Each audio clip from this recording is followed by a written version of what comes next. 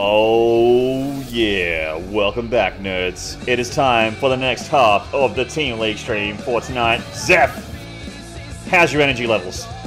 Good. We've got more StarCraft coming. I'm hyped. Team herO, Team Rogue. Delicious teams, both of them. Some fantastic players. How'd it go?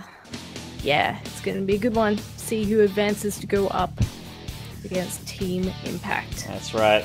Talk about the team compositions. I'm sure that they'll bring them up in the flash screen right now, but let's just tell them for you right now. We have got Team herO. Obviously, he has herO, he has BL, Bunny, and Trust in his team, so he has a representation of every race, whereas Team Rogue has Rogue, Solar, Deer, and Creator, just Zergs and Protosses in his team. And I gotta say, I kind of favor Team herO here if I look at that player lineup. That said, though, I think that Rogue's, he's got some players that could really pull a forte here. Like, just get the couple maps and a couple points for their team when you really don't expect it or see it coming. Solar, for instance, it seems like the scariest player in his team. Along with Rogue himself, of course. He managed to make it to the semi-finals of this tournament, and that wasn't by mistake. Yeah, I think I may be most excited for whoever Solar and herO play in this match. Possibly even each other. Who knows? Yeah, that'd be cool. Really cool. So we're going to get into the team games very, very shortly. The break is done. Kanata and Rena are going to have their chatting done. They do have a lot to talk about. I really wish I understood Korean. I'd love to hear what they have to say. We need subtitles or something. Subtitles? That would actually be the most insane production that I would... I've actually never seen a live subtitled Korean stream before. True. Then maybe that's the next level. VSTL could pioneer the way. That's right. The closest I've been to is have like Tasteless Autotosis live translate during like GSL and that sort of thing. ASL. Saw Autotosis a little bit earlier in the chat. If you're still here, much love to you, brother. Hope I get to see you again soon. I miss you. Is Tosis at Austin? No, unfortunately not. And no. Austin is poorer for it. Oh, wait, yeah, because they did the talent announcement last day or so, didn't they? Yeah, that's right. I'm the only one still wearing a headset. Thank you, Blizzard.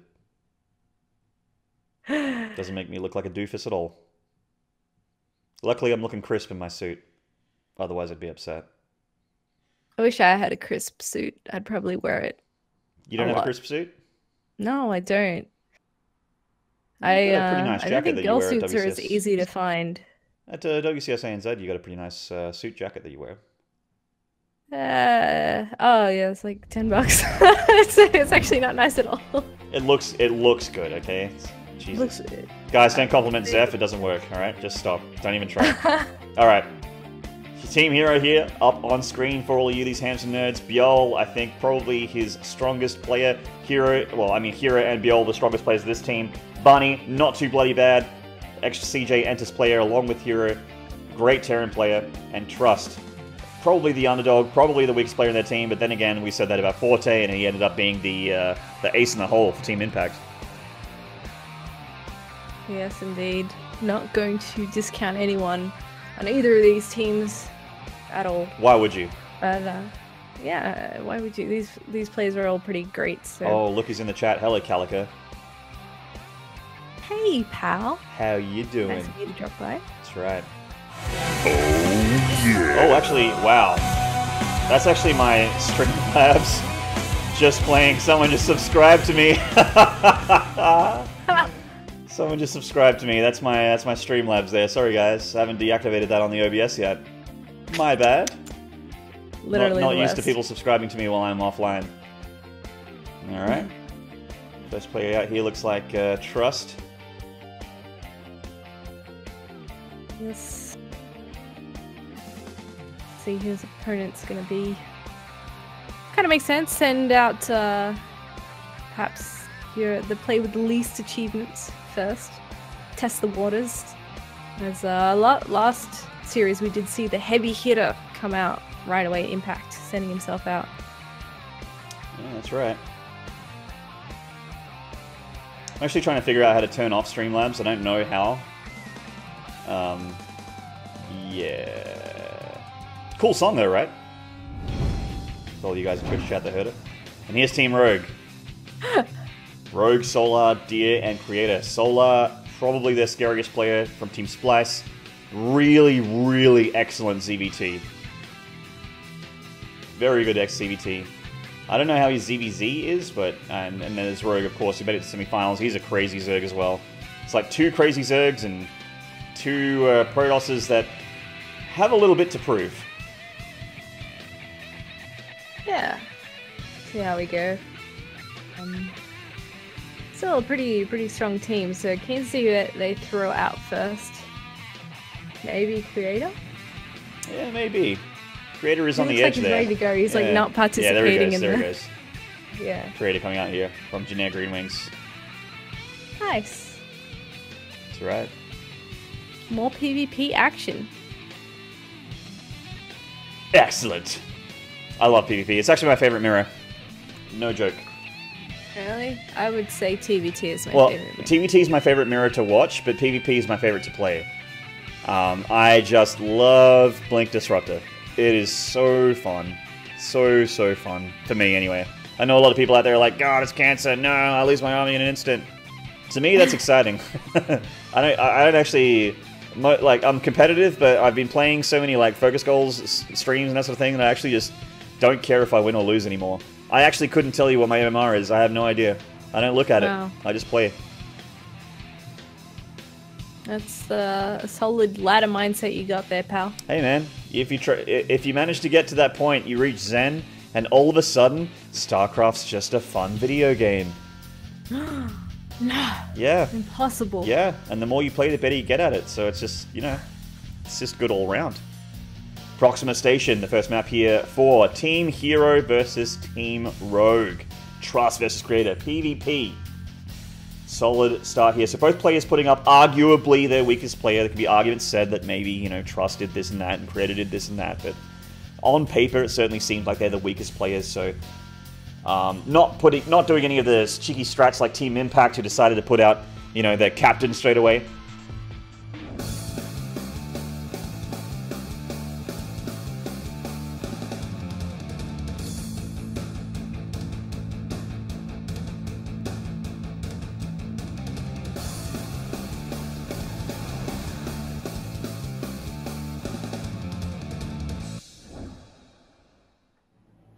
Alrighty. In the top right, he is the red Protoss. Trust.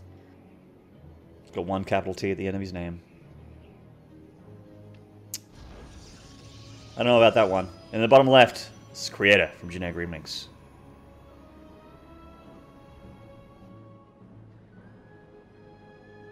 So, what's your game clock at, Zeph? Is it 34 seconds? Oh, we're synced enough. Ahead by a second. Gosh, can't catch you. You will one day. Full wall off again.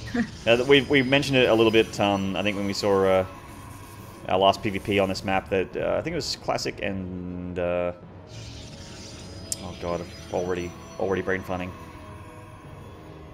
Oh my god. Classic and Patience, there we go. Patience. God, wow. Oh, It's wow. the whiskey, I'm sorry. Yeah, generally on this map you see full wall-offs for Protoss. It's a very easy ramp to fully wall-off. You get your back natural. There's no reason not to. Taking out a pylon's at a huge cost investment, and it means that you get to keep your tech completely safe. Why not?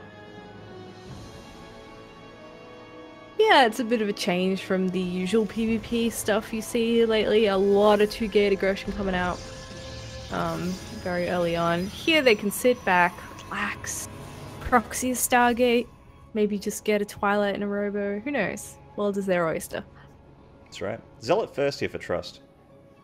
Interesting. Oh, he just wants to get rid of this probe. Fair enough.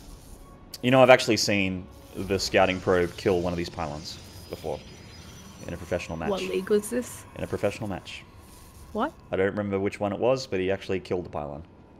What? Yeah. I think it was one of the... It wasn't like a GSL or something like that. It was a community tournament. Oh, okay. Well, I mean community professional. I should clarify that. I'm sorry. I still signify it as professional because they're just, you know... Yes, then probably not Koreans, but they're still, like, well, you know, full-time players. It was a broadcasted match, yeah. That's crazy. In GSL, like professional high-level Korean best tournaments in the whole world, I have seen these pylons get very, very low from one probe, but not killed. So, both players getting rid of those probes, so wall is safe, and we'll see the tech choices here. So we see Stalker is the choice here from Trust. Creator going straight into Stargate, getting his Nexus at the back here. Trust no Nexus just yet. Oh, there we go. There it is. It's in the production tab now, just a little bit later. Creator leaping ahead here with attack as well, grabbing himself the Stargate. It is going to be the Twilight for Trust. That'll be nice if he goes for Blink rather quickly, because it'll give him some mobility against the Stargate. Yeah. We'll see how much Creator actually commits the Stargate though. That will be a bit more of a factor if he decides, yeah, I'm going to go into Phoenixes or something. Yeah, there's a lot of options here. I like the Trust sort of patrolling this Zealot a little bit. Could catch anything. At least see what happens if there's a little move out here. Oracle straight away for Creator, no surprises there. It's usually the first unit you'll see out of Stargate 9 times out of 10. And getting into his next level of tech. So he's going for a robotics facility. Trust, though, dropping gateways. He has a Twilight Council already. And like Zeph said, we're going to see, does he want to commit to Blink? Does he want to make a bunch of Stalkers? And it is going to be Blink. So probably going to be seeing some more Stalkers be warped in here by Trust. Does he want to go for an attack with his Blink? I don't know. It seems like players are a little bit harder to break with Blink attacks these days. With you know, Pylon Overcharge, and the fact that, you know, most Protosses will have a Robo, so there'll be Immortals as well. Yeah, nice bit of harassment here. Not sure if he's going to be able to get a worker, but does force a few probes to come to the line before he recalls home. I think there's like a couple of options here for Trust. He could go into Disruptors. Or he could even sneak into DTs if he wants to. A lot of people have actually been throwing that out. Yeah, Dark Shrine, pretty good. I mean, and there's the Dark Shrine getting dropped right now by Trust. There you go. Good calls there. Nice. Zeph's as smart as she looks. So we have a DT Shrine on the way here for Trust, and I mean, the Dark Templar not only has the ability of being cloaked, can turn into an Archon later as well, which is a pretty fantastic unit in itself. A lot of damage here from these Oracle. Wow. Or Oracles, I should say. There's 2 of them. With having opened Stargate, you don't have a lot of places you can hide tech like DT, and I think, yeah, so he has seen it. Whether or not he clicked on it or identified that is another thing entirely, but it's very tricky to keep that a secret if you were hoping for those just surprise DTs in the booty, but we'll see how he goes. That's finishing up soon. He's got the War Prism on the way as well, so we can definitely try and drop some behind the front lines. Is there an Observer out for Creator? Because he's currently still making an Immortal. See what comes out of that next. Well, it's usually Observer first before Immortal. I can't see the unit. I'd love to be able to check for you, Zeph. I nearly hit T. Sorry, U to check the units, and then T for structures. I was like, nearly did it. When I first started doing VSL casts, I did mess up by touching, like, you know, S for score screen, that's the thing when games would end. Awkward. Prison coming in here for Trust. Yep. See if he can work some magic with some cheeky DTs. 3 Amigos coming in. Yeah, the 3 Amigos. Could be 1 Amigo and an Archon. We'll see. Yeah, true. Trust. True's a Zerg player. Come on, mate. Yeah, it's that time of night. You know it. That shouldn't be funny, but it is. Okay, well, 1 DT has made it into Creator Town, but unfortunately, he's having a rough day. His other 2 friends, though, are going to see if they can get some work done. Oh, they'll get a bit done. Doesn't want to risk it for the biscuit. Void Ray on the chase, and that can get on its nasty laser beam spell as well, so just to get out of there. Prism slightly faster than the Void Ray, which is insane to me, because I'm just still so used to Void Rays being slow.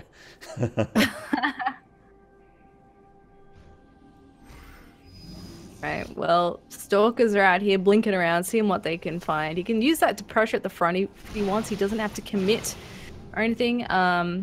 Not sure how many gateways he's on at this point, but he has taken a 3rd base, so he's not looking to do any critical damage here or anything. He's just being annoying, sort of soft containing Creator, if you will. It's a lot of Stalkers with Blink, so yeah, you're quite right. He can contain for a little bit here, but Creator does have a fewer mortals in his unit composition, so that's pretty good against what Trust has, even with Blink. And he is going straight into Templar Archives to get the Archons happening. Trust getting a couple of his own. What is this, PVZ? Almost looks like it, doesn't it? Overcharge going off there to ward away these pesky Trust Stalkers. That Archon can add a bit of beef to this meal, but not really able to get too much done, just poking away. And Creator just really has to stay on his toes, make sure that Trust doesn't get too fresh, especially not with the Warp Prism on the front doorstep either. Yeah. Stalkers pick off that Assimilator. Not a huge deal. Now that he has the Observer here, you get a little bit more forewarning here. Staying outside of overcharge range, getting the Assimilator again. But yeah, I mean, it's just sort of containing Creator a little bit here, but Creator is starting to get a healthy Immortal count. It's getting up there. He has Archons of his own. Warping in one more. Trust still poking here. Oh, getting that Observer. And he starts to warp into DT straight away. I love this move from Trust, but it looks like a second Observer is available. The DT does disappear. Shade forward from the Adepts, and Creator is on the chase. I think his army is better. Small as it looks. It is. Yeah. So, oh god, I didn't even look at the supply. Army's way better. +1 upgrade as well. Creator has been really patient with this play from Trust. Oh, Trust, get out of there! You can't be fighting that, man. Not with 3 Immortals. If he had Immortals of his own, he might be okay. But he's only just now churning those out at home. He's getting the Disruptors down as well. But it's going to be some time before that's even a factor. Well, one good thing for Trust here is that he's killed the Prism, so that Creator can't reinforce if he wants to push, like, you know, press the issue here. But, you know, he may have enough army supply where he just does it anyway. Certainly looks like a big advantage here for Creator at this stage of the game. Void Ray in this army as well? Are you kidding me? A new Warp Prism will be out shortly as well to reinforce the front lines here if Creator really wants to commit. He's seen that whole army now. He knows that he has a superior force. Overcharges are really going to be the only slight problem here for him. So one Observer here with Creator's army. If Trust manages to get that Observer, maybe he can get DTs to start to clean this up slowly but surely, but I don't know, man. It's a tough ask. That's a mountain to climb right there. Oh, Disruptors, an excellent choice here from Trust. He's making 2 at a time. Disruptors could change things here. I mean, even if you're down 20, 30 army supply, if you have Disruptors and it's a PvP, it ain't over till it's over. Disruptors can make that comeback real. People say there isn't comeback tools in StarCraft 2. I say look at the Disruptor. You can correct yourself. Take a good hard look in the mirror. Nice defenses here from Creator with the overcharges. Not able to get any damage done there is Trust, and he's going to lose the Warp Prism as well. Those Phoenixes can provide some great lifts when he actually commits to an attack. Maybe pull out some of the key units in that force for Trust. He's also got a 4th base behind this, and this is actually a really nice point for Creator to roll in here. Because it's right when he's trying to secure his own 4th base, so denying that would be quite tasty. Creator's actually floating a lot of minerals right now, so he's getting Zealot charge, and looks like he maybe wants to spend that mineral bank on a ton of Zealots. Hashtag bring back the Zealot. Won't be long till it is back. Yeah. 100 charge. Are you kidding me? That's so sick. Alright. So, Creator, up a fair bit in army supply. It is all in army supply right here. Upgrades better as well. So, Trust on the back foot as far as fights go. It's going to be tough for him to win an engagement. But, with the Disruptors, could definitely change things. There's no blink potential here for Creator's army. Like, he can't actually escape Purification Novas if he gets within range. You know what I mean? Yeah. He could shade Adepts away, but even then, they're not that fast. His army's more about the muscle at this point in time, and straight away Trust cancels that Nexus, knowing that he can't really compete just yet. But with 4 Disruptors in the mix and a couple of Colossi, 2 more about to throw out, yeah, he's got a nice composition. But how much of Trust's army shoots up? Not. Oh, I mean, he had a bunch of Blink Stalkers, but I mean, not enough if there's 4 or 5 carriers. He has Archons as well, but yeah, that's still not enough. So Creator is going for the Mothership Ultra End Game Finger of God Death Ball here. Solid choice. Lots of damage done by these Phoenixes. Nice move from Creator. Perhaps that, Oh, nice shade. This is really good. Brilliant harassment from here from Creator. This is going to have to force Trust to go all in. He's lost too much workers here. He's way down in worker supply. He can't just sit on these laurels anymore. He can't sit down and just try and get a fourth. He knows Creator has one. He needs to go and attack, and he will. Ah, she lost so many probes there. 28 going down. And Trust is... He's surely got to go for it. Looks a little indecisive there in the middle of the map, but he is finally streaming across there, not bothering with that fourth base. There are some units with Creator down towards that area anyway, keeping tabs on that, and Creator will be able to come up to meet him for a big fight. The Debs are going to warp in here, shade in here, excuse me, try and get some more kills, but a big warp in and some Colossus shots with the overcharge. Yeah, they 2 overcharges, in fact, will wipe that out. Biggest deal, though, is that Creator is getting a pretty scary army here. A lot of it is cloaked under this mothership. How is Detection looking for Trust here? Does he have an observer? Uh-oh. Too good. He's backing right up. He doesn't want any of this, but he's forced to fight here. Phoenix has come in, lift up all the disruptors. They're not even going to get a chance to do much here at all. Colossi actually doing a lot of damage on the ground, though, yeah, and Creator suddenly being pushed back. And you know what? Those Disruptor Novas from the Disruptors, those Purification Novas, don't care if it's cloaked or not. It'll still do the damage. So, looks like Trust actually muscles through Creator's army there and presses the issue here into the third base. Creator retreating with his tail between his legs to his fourth Nexus. And Trust barreling on through. This third Nexus is in trouble.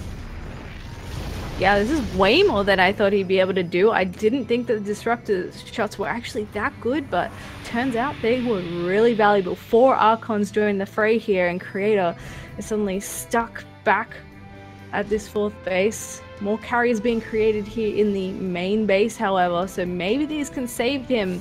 But he's going to have to hold on against quite the force of Trust. Yeah, that's right. As these Colossus really winning the battle here. A couple more carriers coming in from the back. This may be enough for Creator now.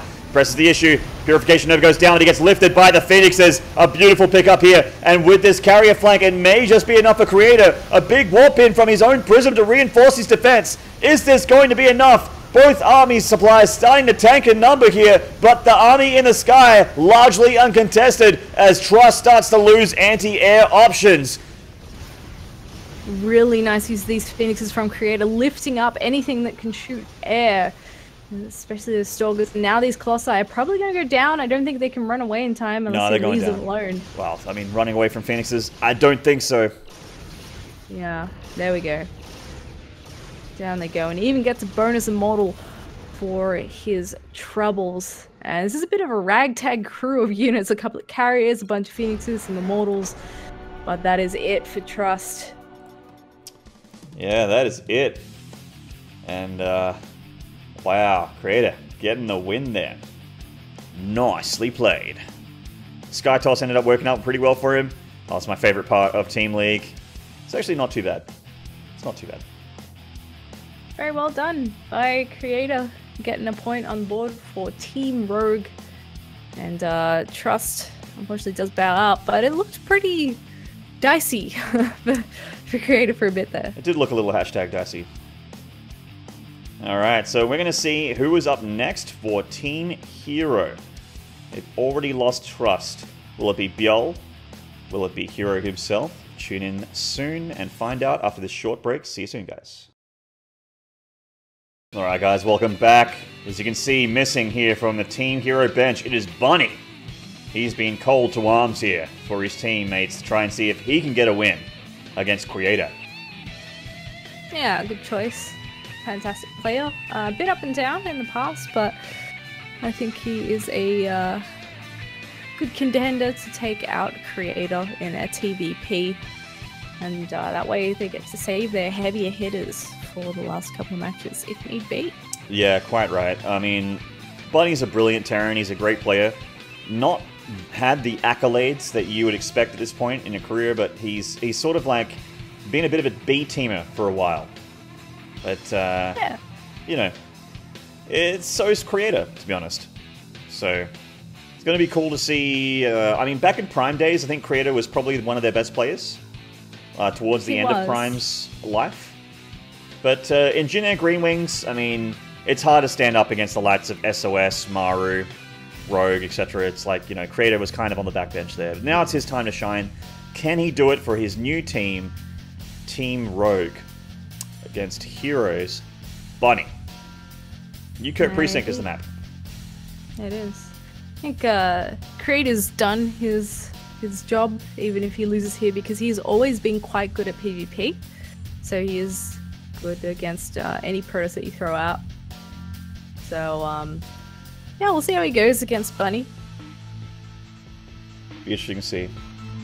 I honestly don't know how Bunny's TVP is right now. Nor do I know Creator's PvT.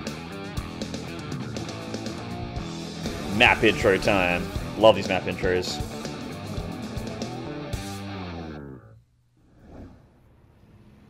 In the bottom right here, the challenger coming in to try and get a map for his team. This is Bunny.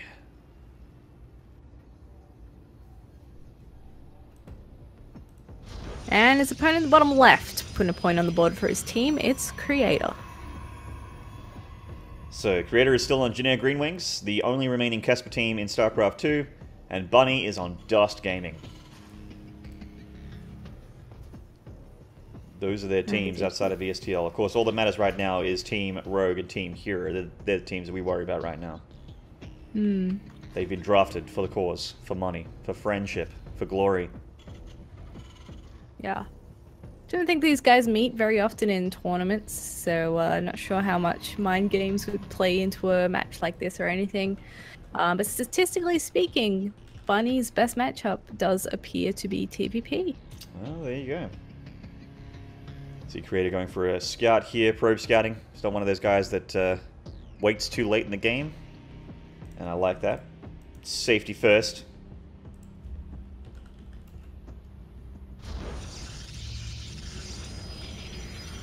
Let's have a look at the builds here. So, really stock standard here for Bunny and for Creator. So, it looks like Bunny just going for a Reaper expand.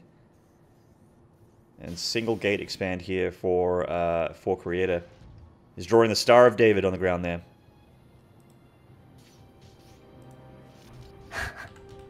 Yeah, this is so annoying. Probe's gonna stick around for just a little bit longer. There we go. CC goes down anyway. Just gets a little bit of a delay there. We do have the Reaper coming out. Excuse me.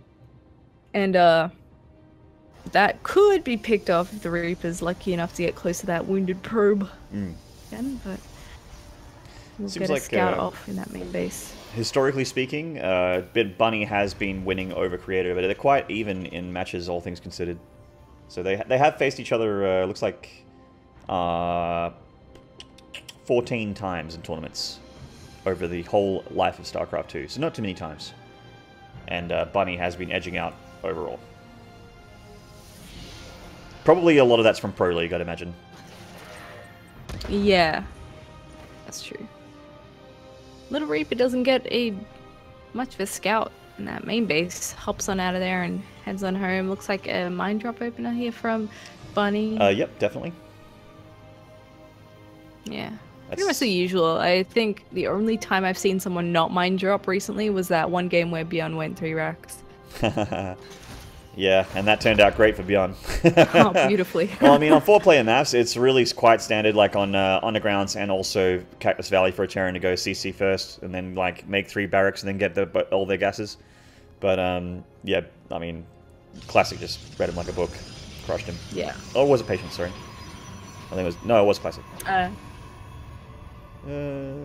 Patience. No, it was Patience. Okay. Yeah. Y'all Protoss look alike. Rude. Yeah, I know. Oh, the little Reaper gets taken out. So, powerful little drop here for Bunny could come to play, but I think, you know, Creator has played this game once or twice. He's played Knifey Spoon before. He should be just fine. He has the tools that he needs to defend. He has an Observer on the way. Very, very important. Always, you want to have that out of your robo immediately.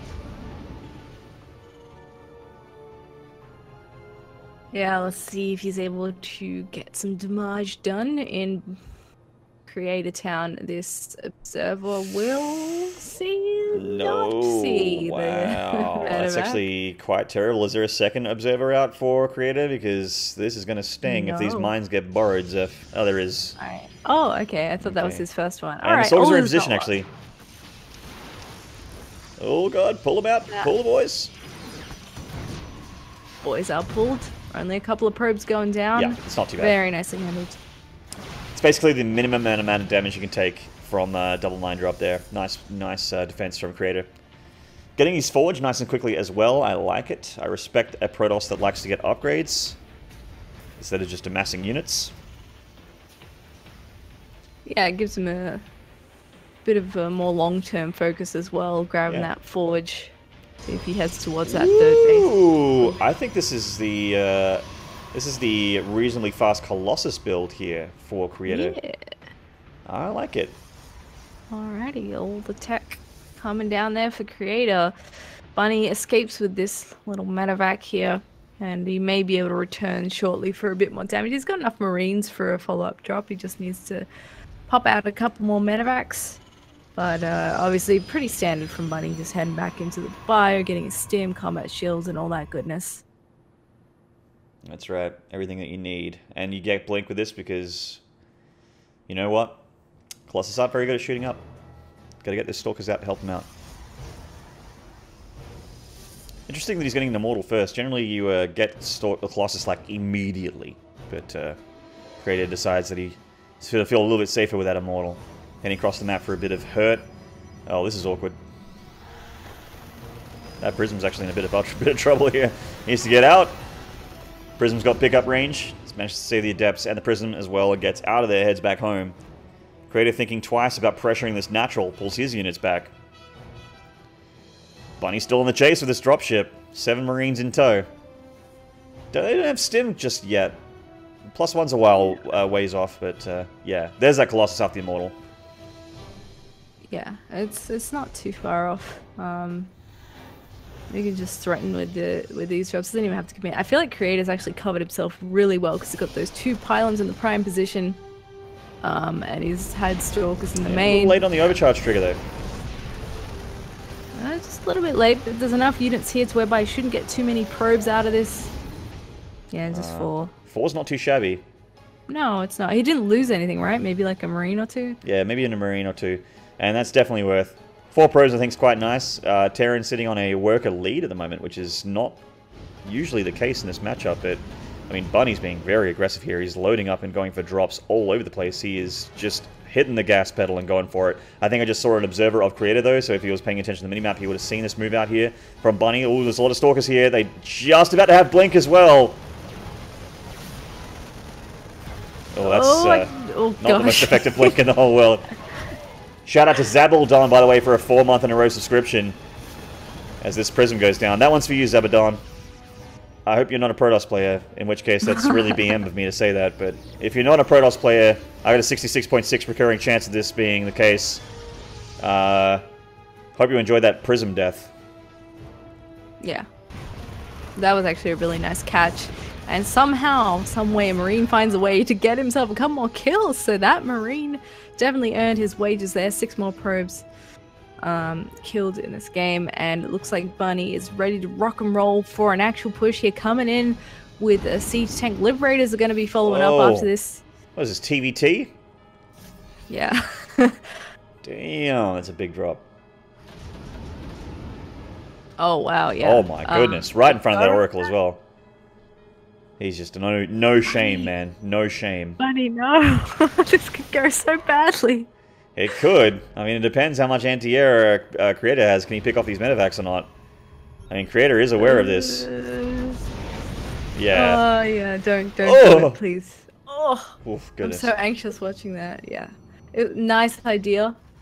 And if that observer didn't ruin it all, he would have gotten away with it. But it's not to be this time around. But there are, how many Colossi out? Maybe like 2 at this stage. So it looks like Creator might be looking to put on some aggression of his own. Just one with this army, actually. I think the Terran army beats this. He's going to be very, very careful. Disruptor. Scan and scene. He wants to target it down. So he will get the disruptor immediately. Liberator sieging up. They're just out of range of the Protoss army, but the stim concave here may just be enough for Bunny. He crushes on through, gets 2 sentries immediately. A third one about to go down as well. The Liberator's on the chase, and Creator backed up against the wall here. A reinforcement of Stalkers and Colossus coming from the edge, but will it be enough? These siege tanks are going to help so much for Bunny here. The Stalkers really don't want none of that siege line. The Marauders helping out a ton for Bunny as well. Creator takes a huge hit to his army there. Yeah, Bunny looking pretty good. He's got more where that came from. His mines are saved there as well, so he can set up a nice little minefield to retreat back towards this third base. But actually, that is a beautifully placed pylon by Creator, so he sees the movement of that army, and Bunny will not be able to get the setup that he wanted up in that top left corner. Just breaking off one winner mine there to deny a 4th Nexus here for Creator. Does Bunny know about that 3rd Nexus up the top there? I'm not too sure. I'm sure at this point he's assuming that there is one. Creator can't have this much on 2 base. Ain't no way, ain't no how. Sounds like a Zealot getting some damage done. There it is. I know that sound. I make this unit. Delays that 4th CC of Bunny a little bit. Killed the SCV. Nearly killed the CC. Dark Shrine on the way here for Creator. Shading in, seeing what's up at the 3rd base. Way too much Terran. Way too much.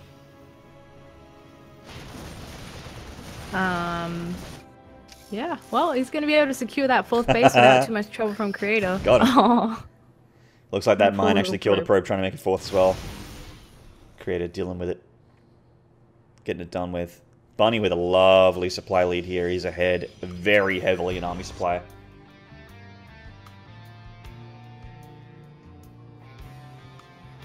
Knocks down those rocks. Secures his 4th. Not too many ways for Creator to get in there except for the front door, which is a tough ask. And it looks like a little drop here with some winter mines heading into the 3rd base here of Bunny. Creator. Creator with nice worker splits. Doesn't take too much damage. Just loses 1 probe there. Oh, Purification Nova going down. Does connect with a bio. And a couple more disruptors actually left. Oh, another nice shave there on Bunny's army. Beautiful moves from these disruptors, but a nice sort of like checkered crisscross of liberation zones, making sure that the Protoss army can't come in and engage. Another mine drop here. This one's going to be juicy. Oh, yeah.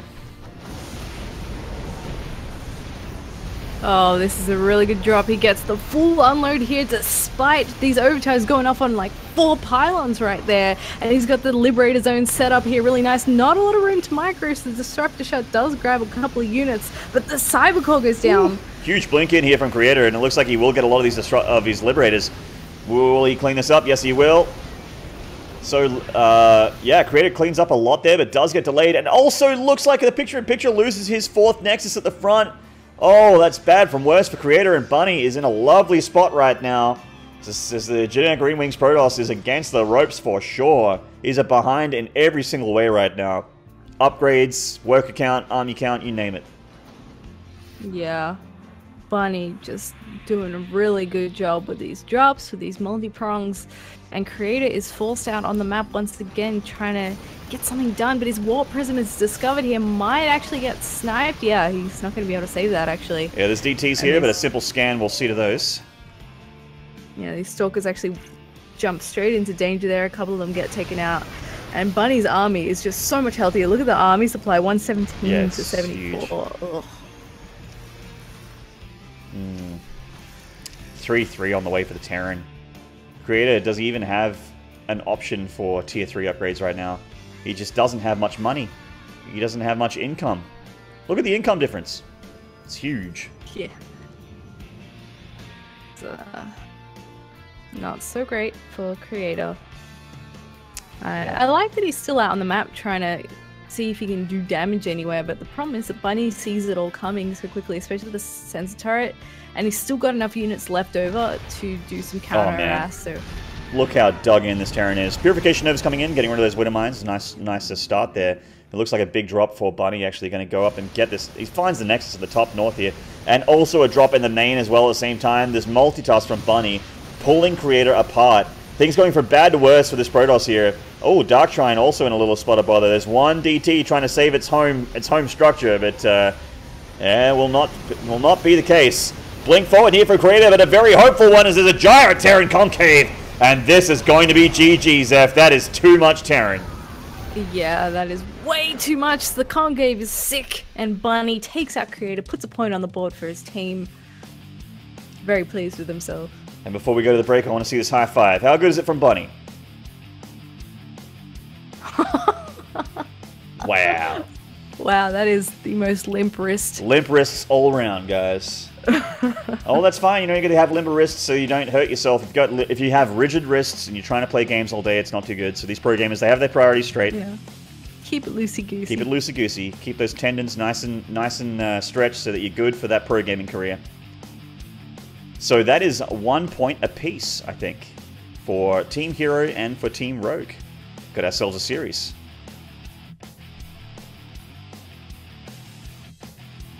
Alrighty, guys, going to take a short break here, and then we're going to see who comes up next for Team Rogue. Who will it be? Find out next. See you soon. And we are back. What's up, nerds? Hope you're enjoying the stream so far. We're 2 games into the last set of the day. Team Rogue versus Team herO. Points on the board for both teams. Both teams seem very evenly matched. And that is Bunny, the winner of the last game, on screen right now. Damn, who would you send out against Bunny? Ooh. Rogue. No, it's not Rogue, so. We have our next player. From Team Rogue, rather. Mm-hmm. That is Deer. Popping out here. He looks a little different, actually. Yeah, with that super close-up, I thought it was Rogue because their eyes are similar, but Deer is previously on Mouse, and, you know, add a lot of hype around him. He was a really good Protoss. Then he just sort of disappeared a little bit. And then, you know, he's back in large and charge. Back in the VSL Season 1. And he is ready to try and put some hurt on Team herO here. Will he get it done? Deer is currently on no team right now, according to Liquipedia. Legal Act normally has a little bit more up-to-date team details. Yeah. Didn't Deer used to wear glasses or something? I'm like... Yeah, he looks very different. This is not the picture of Deer I had in my head. I didn't recognize him straight away, so I got hit for 6 a little bit there. Yeah, I got tilted as well. I was like, yeah. Oh, it's Rogue. No, it's not Rogue. Yeah, I had the same thought, yeah. Guys, I'm not being racist, just Deer looks really similar, okay? Like, he looks very different than what he used to. Yeah. Y'all need to calm down now. Paladino Terminal coming up next. In the bottom right here. This is Bunny.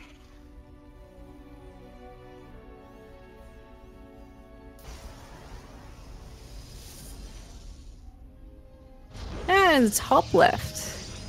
This is Deer.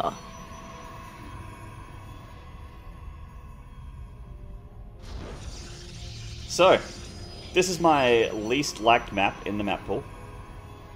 I'm not upset to see it leave in Season 2. And I think it's the first time we've actually seen it in VSL. I think. Agreed. Yeah, no, I'm pretty sure we haven't seen this. No, we haven't. I think I'm getting confused with my ladder games because I seem to hit this map every single time. Yeah. I actually started vetoing this one. I was like, nah.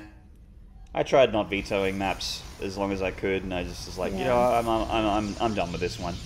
It's had its time. Yeah, I actually don't mind this. I'll bet you don't. Yeah, I guess it depends on your perspective. Well, depends on your race. Yeah, walling it in's a bit of a pain in the ass. A lot of choke points. Can be good, can be bad. I don't mind choke points in maps. Like, I like Abyssal Reef. Abyssal Reef has a ton of choke points. I think against Zerg it kind of sucks because it's got a lot of nice positions for overlords to sit on, where you can't actually see them unless you got a medevac nearby or something. So it gives you a lot of visibility, especially in the early game of things coming out of the base. But luckily there's no Zerg in this match. It's Protoss and a Terran. So I'm keen to see how Deer's playing at the moment, because he was actually really good for a time. Oh, he was insane, yeah. Yeah, he's fallen off a little bit since then, but Yeah. Oh, we'll see what he decides to throw out already. Zealot first here is usually a sign of aggression. That's why we're seeing a bunker here from Bunny. Zealot first with a Stalker to follow up. Yeah, this is very old school. Oh, Zealot getting pinched there. And it is going to go down. Takes a couple SCVs with it. It does go down. And a Stargate follow-up here with a Stalker. So this is really old school here from Deer. I mean, there's a Mothership Core that can overcharge pylons, which is different. But this is like an oldish rush back in the day. Yeah, you used to basically always send out your first Zealot and Stalker for a bit of a poke, but... yeah, just reviving that a little bit, and it did force a bunker. The command center isn't on the low ground, so can't be too upset about that. Yo, whoa. Hey. Ooh. Okay. Goodness. Whew. Yeah, Damn. A lot of hurt on that Mothership Core. So she takes a bit of damage there. Some Stalkers heading across the map. He was hoping for a few more Marine kills, I guess, so these Stalkers could do a bit more damage. But, you know, that bunker actually is going to help out Bunny a little bit. He can delay this this bottom CC from dropping down for a little while. Oh, he's going to pick up his SCV. Nice. Deer actually has got a little bit more worker damage than I thought he would with this with his initial few units here. So he's actually ahead in probes here, just on one Nexus, just dropping a second now. Second CC already done for Bunny though, and it's nearly turned into an orbital, so he's going to have a lovely worker production and double mule as well, which is also nice. And Deer going for a Void Ray. What is even this build here from Deer? I don't know, man, but I don't mind it. It's a build that's going to let him keep up the pressure a little bit. Alright, 3 SCVs, maybe a 4th if he's lucky. Being a careful cat here, taking it easy. 3 SCVs for not losing the Oracle. That's free damage, no problem there. Tank on the way here for Bunny, and that's the safest option against something like a big Stalker Ball, but yeah, not so great against Void Rays. No, it's not. Maybe he'll salvage that bunker soon and head downstairs. But there's a couple of Stalkers here to try and deny his base. Yeah. I actually really like how persistent Deer's being. Yeah, so I was just about to say that when the CC gives vision of those Stalkers, they are going to get a tank volley to the face. Oracle coming in here again with a bit more shield HP. Doesn't look like she gets too much more done. She's gotten 4 kills overall there. It's a good Oracle.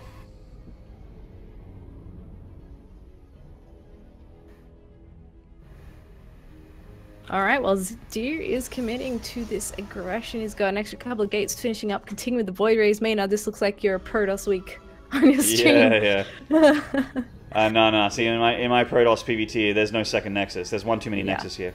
This is a little safer. Yeah. Guys, I'm sorry about the wobbly camera. This is actually just a live feed thing and not something that we can really fix. This is how it's coming through on YouTube. Not my problem. Put it that way. There's nothing I can do about it. Sorry. Hopefully it's not too much of a problem. We'll let VSL know about it, and hopefully they can look into it before the next stream. Oh, that Cyclone wishes he didn't go out there. Yeah. Double charged Void Rays here. Adept shading forward, looking for a siege tank kill. And I reckon they might get it. No, he's going to pull back. Okay, losing a lot of his gateway units. That's slow warp-ins, by the way. There's no warp gate here. Oh god, that is painfully slow. Dear, drop a gate, please. If you're gonna do this, you may as well, right? Kind of can't afford it. Yeah, he doesn't have a ton of money. Looking at that. He's committing a lot, says he's already lost 1 Void Ray and he's got 1 sentry left. 2 more bunkers are coming up as well, so Bunny is defending this really nicely because he knew what was coming. Yeah, these couple of Adepts going to get some hurt on, getting some SCV damage. Tank will sort it out, but not before losing more SCVs. What are you doing here? What? Okay. Well, there she goes. That's 100 minerals, 100 gas that you don't get back. The Adept being very sneaky, might be able to pick up a couple more kills before it goes down to this tank. That's very, very worth Adept for sure. She goes down, but she's done her job. Deer somehow, with all these units, managing to have a very severe worker lead on 2 bases. Sort of feel like Deer is just winging it at this point. Yeah. It's a very strange build. And it's being shut down at this stage with 3 Vikings and all these bunkers, a siege tank. You're not going to crack that. And I think he knows that too. He's stopped warping in on the front lines. He's focusing more on harassing in the main base. This is a SCV genocide here. This is 24 workers to 42. Man, Dia's just like, this is just an SCV hate crime. This actually hurts to watch. So many SCVs have gone down in this game. Look at the worker count. Oh my god. It's funny that all these units he swapped in and stuff, and really what did the damage was a pair of Adepts and an Oracle behind this. This main chunk of army is really just holding Bunny in that defensive position while Dia goes into other tech. He's grabbing his Twilight Council, getting some extra gateways. It doesn't really have the money for a third base, but he could think about that in the future if he wants to go that route. Otherwise, he may just 2 base, I guess. Yeah, quite true. I'd imagine Blink, considering the... oh no, he's going to go Resonant Glaze. Interesting. I was going to say, considering his Stalker count, and considering he has to deal with Vikings, would have thought he would go for the Stalker option, but never mind. So Bunny going to go for some counter damage, and he really needs to get some done because he is down quite a bit in economy here. It's tough for him to get a third base when there's nothing but Deer, Oracles, and Void Rays flying around. This is a bold move from these Void Rays. He's going to turn around and fight because they're going to get taken out regardless. Does get a couple Vikings, whoop, and post-patch Void Ray won't be able to do that.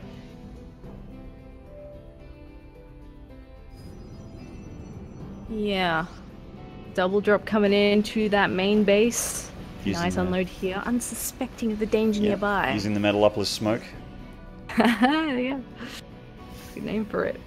He's that's going to be a lot of probes. Right now. Oh gosh. Oh boy. That's a lot of pro damage here. We were talking about the work count before, but it has just swung heavily into Dia's, Bunny's rather's favor, and also he denies that upgrade from continuing on.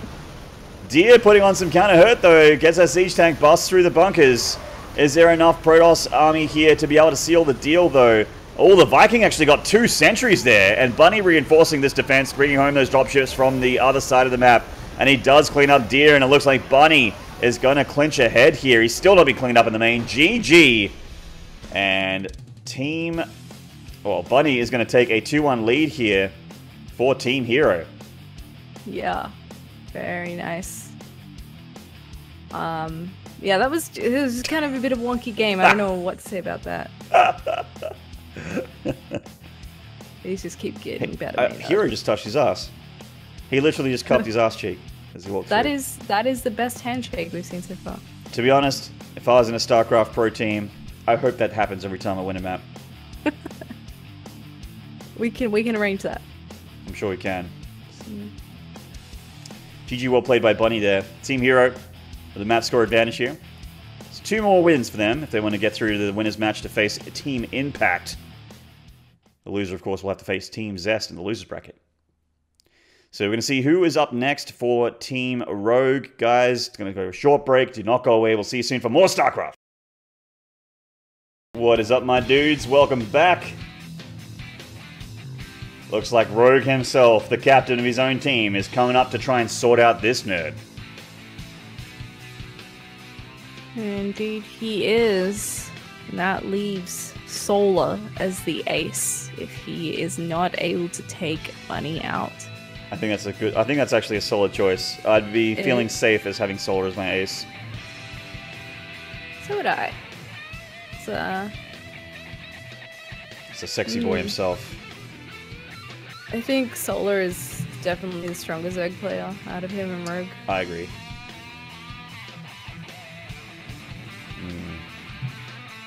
Solar, his teammates, conversing and strategizing here. They actually look like the most serious of all the teams. They're taking this serious. Yeah. They want some money. Don't we all, Maynard? We don't want any esports dollars. Yeah, the dream. The dream. Honor Grounds, the map here for Rogue versus Bunny. There's another one, another TVZ on Honor Grounds. I think there's a second TVZ on Honor Grounds that we've seen tonight.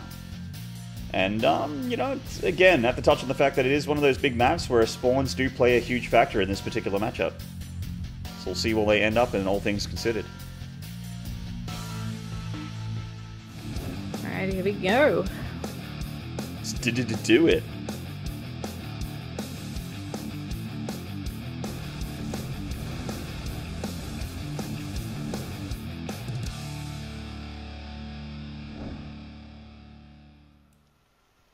In the bottom left here, winning the last game.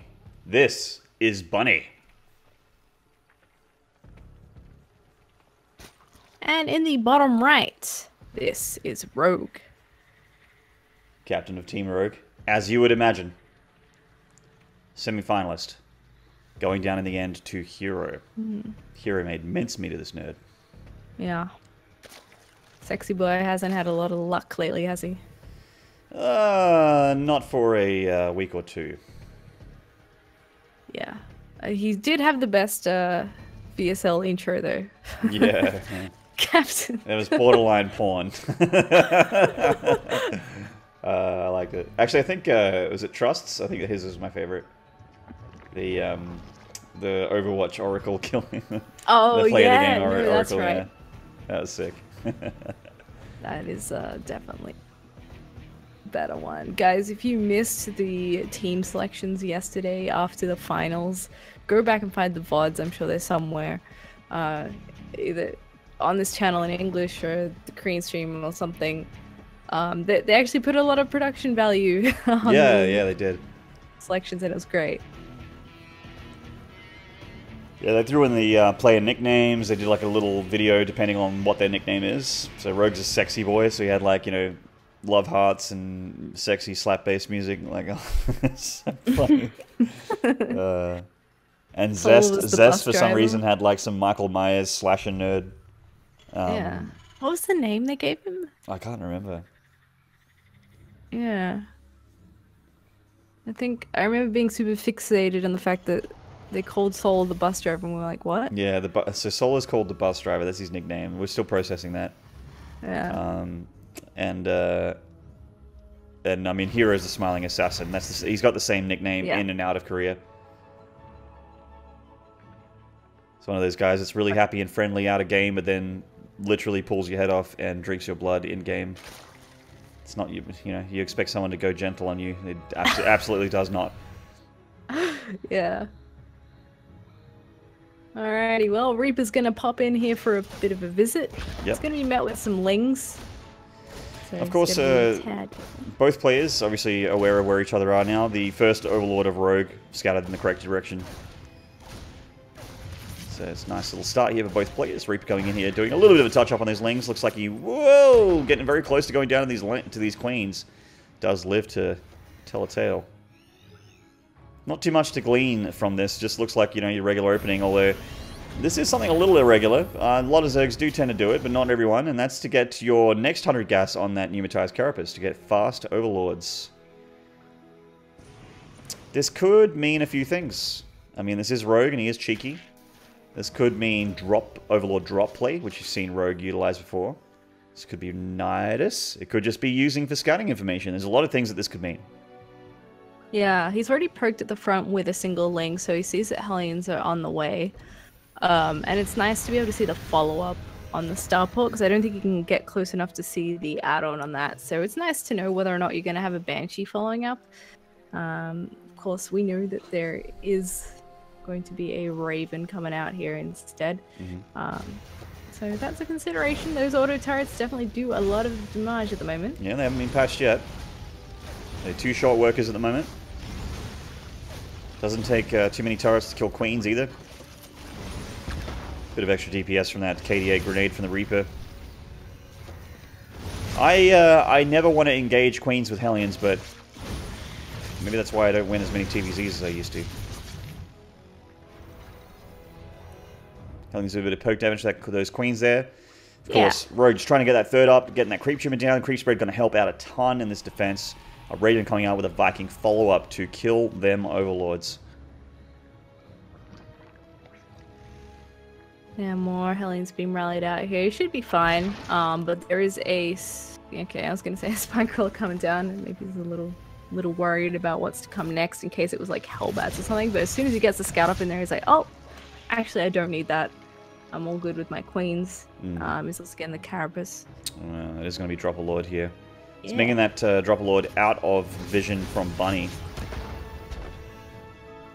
This is a wonderful, like, the Overlord speed tech is so wonderful for Zerg. It gives you a lot of versatility of your decisions. Like, you can make a ton of decisions with that tech option. It looks like he's going to go for a queen drop into the back natural here of Bunny. And this is something that is starting to hit Korean ladder a little bit. I'm hearing tales of this, the queen drop. Actually is surprisingly effective. Yeah, for sure. I definitely like queens more in the context of Nidus, but the queen drop is something you don't expect to be effective, but really is. These are the queens with the highest energy as well. Yeah. So yeah, they move slowly, but the Overlord does not. Can pick them up and move them around wherever they need to go. Oh, looks like he lost a... What was that? As a Viking went down there, I think. Viking, yeah. And these queens are just raining terror in this back natural here. Some drones are going down there behind this. Not sure what's happening. Oh, there we go. One queen does go down. That's a ton of damage though. 8 SCVs going down here, and these queens are 150 minerals each. It's not the hugest deal considering the amount of SCVs that have gone down. He's still injecting back at home. 1-1 on the way here for Rogue, +1 at Carapace, about to finish. Stem about to finish for Bunny though. It's a very important upgrade for him. And 2 queens still live. Oh, Bane Nest is up back at home. A bunch of links coming out with the +1 melee as well. He could actually put a bit of pressure on this third base if he wants, because those Hellions are quite hurt. It depends how ballsy he's feeling, I guess. Oh, actually, okay. Link drop works too. Maybe tries to use that Overlord. Maybe. Okay, alright. Going to send in the herO Overlord. Cool. May go badly for him, we'll see. He's got a fourth hatchery here as he moves out as well. Ooh, Bunny's Raven lurking around. Nice Overlord spread from Rogue, though. He does see it. And pulls some units. Is he going to... Does he see the Raven? Is he paying attention to the minimap? Possibly not. Link drop here does manage to unload fully into the back natural. A slow reaction time here from Bunny. More SCVs going down. Further spreading Rogue's worker lead here. Nearly 70 drones versus the 44 workers of Terran. Not so great. Oh, this unload though, he has stim. Not enough. Not unloading fast enough, and the Zerg is all over that like white on rice. He's trying to sneak in with these Hellions as well, but unfortunately that base is not finished yet. A couple of links actually get in here. 7 SCVs have gone down to the 3 drones, so... Oh, they're on hold position. Uh-oh. Oh! 3 Hellions go down, that's it. There goes Bunny's map control. Oh, this queen. That's it. What you doing here, girl? What you doing? It's a rough neighborhood, don't you know that? Queen is no more. Spire is on the way now, so that'll help against some of this harass that Bunny's trying to do. But Make a Viking! Oh no! Oh, he's not here. He's not even near here. Oh gosh. It's just 2 links. How tasteful. Well, there's more where that came from. He decides to leave the Banelings up, and the Overlord doesn't want to overextend too hard here. So the Marine's going to get some creep tumors getting freshly caught here. Couple queens is not enough to hold these Marines. Oh, there's a 4th hatchery down. Oh, there's a nice drop back here. This is a much better drop here for Bunny. He gets to fully unload these medevacs, means they can engage Lings for a little bit longer. And meanwhile, hitting the 4th hatchery at the same time. Couple of queens, a bunch more drones getting killed. The one in the natural is not cleaned up yet. Another queen goes down in there, and he does pick up with most of the units here on the left side of the map. So this has gone beautifully for Bunny. Yeah, really great move there from Bunny. Rogue still with a very hefty army, worker lead, but Bunny with a large army supply could definitely put a lot more hurt on the Zerg. Loading up 3 dropships, he feels that as well. He's going to just load up 3 dropships of units and just see what he can get done. Mutas are about to hatch here for Rogue, though. And that's when it gets a little bit more dangerous for these drops as a Terran, but can still definitely happen, especially if you're making the Zerg zig when they should have zagged. Yep. Oh, some Banelings still here waiting for these. Oh, that was sick from Rogue. Picked up the Banelings into the Overlord and just dropped them on top of the Marines. I love it. Oh no, but the mutas are out. He's going to have to do something with those medevacs quick. Quick, drop it! Auto turret actually kills a muta there. Oh, okay, that's not too bad of a trade. A bit of revenge for the medevac and Marines that went down there. +2 attack on the way, +1 attack in the sky, and Burrow coming in as well. So Rogue is going all out on these ups. I think Bunny's still holding on pretty well. If you can grab a 4th base, he'll be You're looking good, but somehow Rogue's economy is still up at 81 workers. Yeah, he's... Oh, ooh. Microing his mutas a little bit late there, losing 1 or 2. These turrets does get the one to... But look at how many Marines Bunny is making at a time here. 11 at a time. 2-2 on the way for the Terran, plus 2 attack nearly done. I got my first marriage proposal in the chat. Todd, see you in Austin. Can't wait for our romance to blossom. Can I be the ring bearer? You can be the meat between the two bread. Okay. You can be the bologna sandwich. Oh my god. Offers on the table. Sure, yeah. Alright, so we have a big run by here of Lings and Mutas. Clearing out that watchtower. A lot of production here for the Terran. He has to stim back and try and deal with this. Oh man. That's actually a drop in the back natural as well, doing a lot of hurt. I think that was a kill on the 4th base of Bunny, so not too bad for Rogue, but can he clean this up before too many more drones go down? Almost an entire mineral line taken out once again. Yeah, that's right. There's a ton of drones going down here for Rogue, and there goes that worker lead that he used to have. Bunny pressing the issue here. Plus 2 attack, plus 1 armor. Not really pre-spreading very well, and the Banelings actually connect amazingly with those Marines there. Is there enough Zerg to maybe clean this up, though? That's the next question. It looks like there is. Those Baneling hits were juicy. Damn. Oh, they were perfect. And Bunny's hurting a little bit right now. He might lose some of those medevacs on the way home, too. Luckily, he's still got some Marines here somehow, someway doing a little bit more damage. Rogue's lost a lot of queens, drones. I don't think he's really lost any structures this game, but... Bunny's harassment has been fantastic, and somehow Rogue is still just backhanding him. Yeah, I mean, that was a brilliant engagement, getting those juicy Bane hits. It's just going to be single drone here, no big deal. Mutaflock still huge here. It's a huge flock of mutas. Real healthy. He's going to need a couple of good mine hits or something to get rid of that, because it's just not happening. They're too speedy, they regenerate too fast.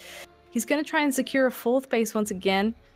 Hopefully he can hold on to that, or he might be in a spot of bother because he's not going to have that much mining left.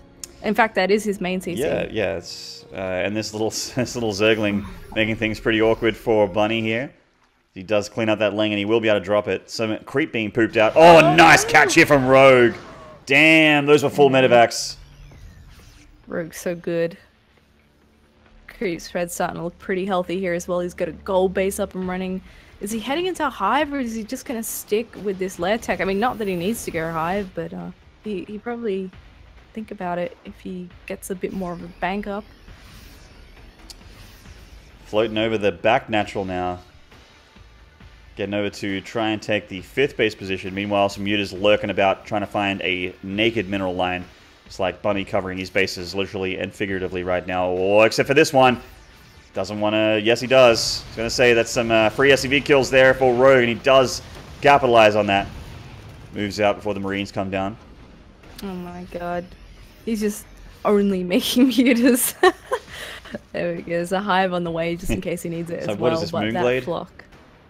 Yeah, that's kind of what I was thinking myself, actually. Oh. I'd love to see the units tab. I just want to see how many there are. Oh, that's dirty. I love Burrowed Bane Mines. Such a nice play. I love Zergs that do that. Coming in here, taking out these turrets. See that there's no CC at the moment. It has been floated out. But there is a lot of production these mutas can definitely deal with. Looks like the army of Bunny is completely out of position, by the way. And a counterattack at the 4th base at the same time. Bunny is going to be hard-pressed to stretch into 2 places at once. Looks like he's cleaning up the 4th before he bothers with the main, but he's going to lose so many add-ons here. Yeah, and a couple production structures as well. It's pretty huge from this mutaflock. And when they're this high in number, you can absolutely just take out production.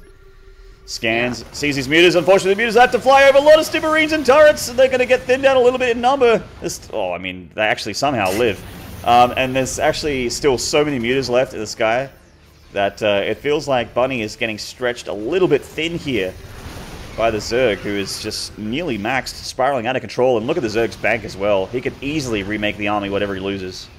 Yeah, he definitely could. He's getting to that super comfy position where Bunny is no longer actually able to do harassment damage to him. Nice scan on top here, since Rogue is starting to be a little bit cheeky with some Burrowed Banes here and there, but the Mutas are going to counterattack. Bunny forced to move all the way back again to deal with this. Once 3-3 kicks in, he might have an easier time, but the fact that there's constant backstabs here is just going to be so difficult. Oh! God! Oh, man! Buddy, oh my god, how is he not grinning to himself right now? Oh! Oh, that was the best hit I've ever seen in my life. Oh, man. I mean, I know how that feels. There was a clip from my stream that hit Reddit where I lost a similar amount of mutas for a similar amount of mines, but my god, this is a pro match. This isn't Diamond Ladder. That was insane. There goes the mutaflock of Rogue. And now Bunny with a huge army supply advantage.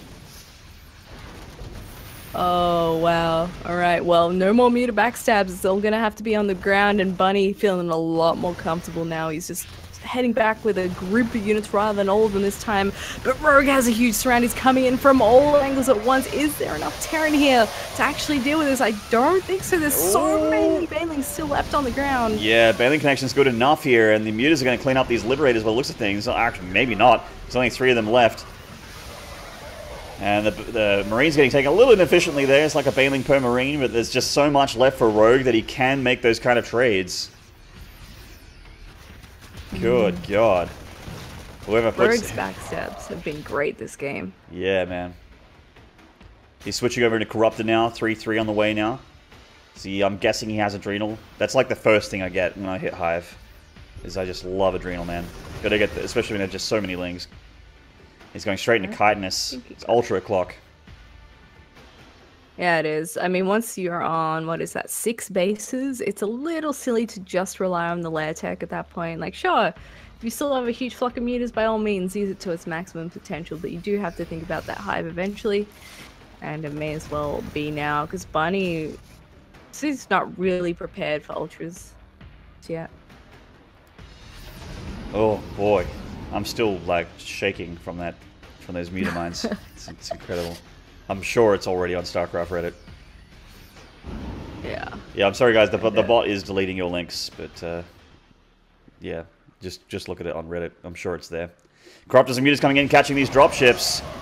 Really, Bunny cannot afford to lose more army supply. Things going from bad to worse for him. Yeah, he needs to keep a hold of these medevacs and whatnot. Seeing the Corruptors and stuff is going to be a red flag as well. Like, oh, so you've changed it up a little bit. I got to hold on to these medevacs. Are you going to bother with Broods? Probably not. But I can see that you got Ultras out, so he's got the tech available. Pretty much, I feel like Rogue can still do just about anything under the sun. He is a little bit low on minerals at the moment, but that's just because he's spending it so well.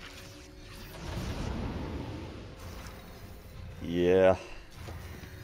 Bunny's just a woeful economy right now. Army supply down by about 50 against the Zerg that has the scary tier 3. He's going to have the Infesta Fungal and Ultraless combo, which hasn't even come into play yet, but I'm telling you for free, it will. And when it does, Bunny's going to hope that he has enough Liberators, or just an answer for the Ultralisks. Yeah. At this stage, it doesn't look like it. He's still just making Marines. He doesn't have a lot of options, really. His income isn't as good as Zerg's, and he's kind of in need of another base saturation, I think. Yeah, I mean, he needs new tech, and he definitely can't afford it. It's kind of, you know, it's a little bit, I don't want to say it, but Bunny is kind of dead. I don't know how he can fight this Zerg army when a push comes to shove here. And the Zerg will pick a fight eventually, it's just a matter of time. The clock is ticking here for Bunny. I think his clock's about to run out. It's not too far away. Yes, indeed. Well, he's doing a good job with these small skirmishes, taking cost-efficient fights. I mean, that's the start of getting back into this game. But the problem is what Rogue is amassing at home. He's just about maxed out already. And +3 flyer attacks, so he could even switch back into that if he sees fit. I mean, he's just got so much on the ground. Yeah. Oh, so much Zerg though. The Infestors are burrowed, they're shocking, they're ready for that Fungal. Ultra's coming in, cleaning up some Marines, looking for that gold base. There's that extra base you're talking about, Zeph. Bunny's trying to get it. But the Zerg has decided that it is time to close the jaws of Tier 3 Zerg on the Terran Army. Banelings rolling through here. Fungals hitting the Terran Army where they can. Orchless from every single angle, and there it is, GG. Rogue ties it up to a piece. We're just getting so many games of StarCraft tonight. We are. Me too. Very evenly matched, these guys. Here we go. Wow. What? Whoa. Solar completely denied there. That's so BS, man. Brutal. Poor Solar. He's their ace player. Yeah, and you don't give him a high five? Deserves respect. Damn. Cold, Rogue. Cold. Anyway, Rogue managed to get a win there for his team. And we're going to take a short break, and then we're going to see who is up next for Team herO. Don't go away, guys. We'll see you then. What's up, guys? Welcome back. Next up for Team herO is going to be Bjol. We're going to have a ZVZ coming up next. First ZVZ of the evening. Well, yeah. Oh, yeah, it is. We're just so used to more ZVZs. Nice. Bjol versus Rogue. Bjol has been incredible. Of course, he's loved especially by the BaseTradeTV crew because he is on Team Looking for Team, which is a Base Trade sponsored player. Their first ever sponsored player. Top-notch player to pick up for your first ever sponsored player, go say. It's actually a contender for best Zerg in the world right now. That's the player on the left, Bjol, for all you guys watching from home. Belshire Vestige will be the battleground. See you after the map intro.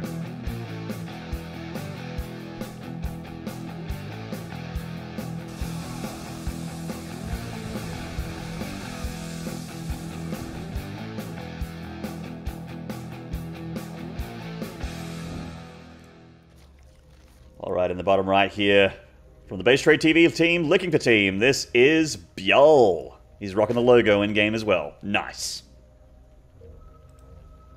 And in the top left, he is the blue Zerg, known as Rogue. Of course, him and Creator still on Generic Remix. This is a very early drone scout here for Rogue. In ZVZ, you have the option to drone scout or just rely on your overlords to give you the information. I usually do the latter. Just wait for overlords. But, you know, this is a best of 1. It's best of 7 team, all kill format, so drone scouting is a little bit safer. Yeah, indeed it is. Few players like to do this. Just fair enough, especially when you go and hatch first. Just to make sure that you can react to anything that's going to come out early on. Maybe you want to drop your pool before getting an extractor, or maybe you need to pull some drones with your first few lings. But obviously here it's a nice chill early game. No such aggressions just yet. I do wonder if it's going to be very Ling Bane focused though, because ZVZ's been like that for a long time. But very occasionally you do see sort of a gentleman's agreement and they just go Roach Ravager. Yeah, it's been a bit like that. I mean, it was really cool to see Roach Ravager Investor sort of be a common ZVZ composition, because it actually, like, it was just interesting to watch. Like, just seeing that you know, people going for flanks. There's Burrow Fungal now. It's a projectile. It's not instant anymore. Corrosive Bile combination in there with Fungal is pretty amazing. And I just really love how Lurkers are also a thing in ZVZ. I love the Lurker. It was my favorite Zerg, you know, when I was playing Zerg. I was like, I remember when I was playing Zerg, I'm like, guys, how do you beat Protoss Death Balls? I honestly don't know how I engaged this. Like, I had a maxed army of Roach Hydra. How come I didn't kill it? And they're like, I don't know, man. More corruptors. I don't know. And I'm like, oh wait, Lurkers. I've seen Nurture make those and beat Protoss. Let me try that. And yep, that was the answer. There you go. There's juicy Lurkers underground siege tanks. They're quite tricky to play against in ZVZ. They can be. You just gotta make sure you know about them, I suppose, and then it becomes a positional game like TVT, as you mentioned. But yeah, we'll see if we get that far. We've got a couple of links coming in here for the scout. Do get deflected by these 2 queens. Sort of waiting to see if one of these guys is gonna down a hatchery, surely. Oh, this is pretty interesting here from herO, going for Lair a lot earlier than Biol, and also getting Roach Warren at the exact same time. Nice. So, I mean, the power of going for Lair a little bit earlier means that Rogue will be able to get things like Roach Speed earlier, +2 attack earlier. If these Lings come in here and have a look, that's going to be a great scout there for Biol. They don't quite see it. No. I feel like Rogue's not exactly being shy about that either, having it right at the front there, like it's almost bound to get scouted. It looks like both these guys are in fact going to take the chill route and grab themselves a Roach Warren, Evo Chamber, and then third hatchery.